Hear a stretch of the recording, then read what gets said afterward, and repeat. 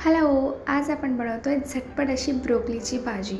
तर इथे आपण छान अशी ब्रोकली कट करून घेतोय. ही खूप इझी रेसिपी आहे आणि तुम्ही टिफिनमध्ये पण देऊ शकता मुलांच्या.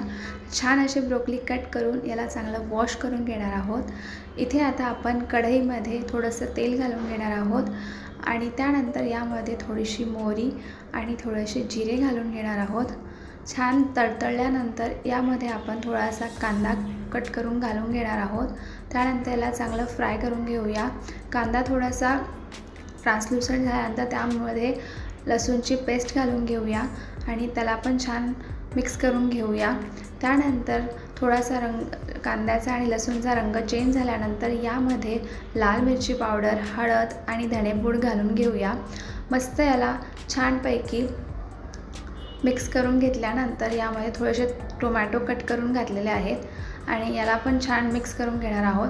आता आपल्याला थोडंसं पाणी घालून या सगळ्या टोमॅटोला छानपैकी शिजवून घ्यायचं आहे. त्यानंतर आपण झाकण ठेवून याला छान शिजवून घेतलेलं आहे. तर इथे तुम्ही बघू शकता आपले टोमॅटो मस्त असे स्मूथ झालेले आहेत. आता आपण यामध्ये आपली जी धुवून ठेवलेली ब्रोकली आहे ती घालून घेणार आहोत आणि ही भाजी खूप टेस्टी लागते. एकदम सिंपल आहे पण खूप हेल्दी आहे, शरीरासाठी खूप चांगली आहे. त्यामुळे तुम्ही नक्की ट्राय करून बघा.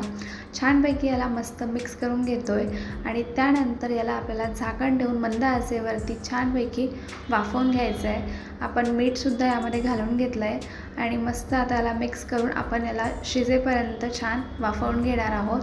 तर इथे बघू शकता जवळपास 5 ते 10 मिनटामध्ये ही भाजी छानपैकी शिजून गेलेली आहे. इथे मी तुम्हाला दाखवून देते आहे. छानपैकी बघा शिजलेली आहे. त्यानंतर आता आपण यामध्ये थोडासा गरम मसाला घालून घेणार आहोत. तुमच्याकडे मॅगी मसाला असेल तर तो सुद्धा घातला तर खूप छान टेस्ट येते. तर इथे छानपैकी आपली भाजी रेडी आहे. चला तर मग तुम्ही नक्की ही भाजी ट्राय करून बघा. लास्टला यामध्ये थोडीशी कोथिंबीर घालून घेऊया आणि आपली भाजी रेडी आहे. एन्जॉय.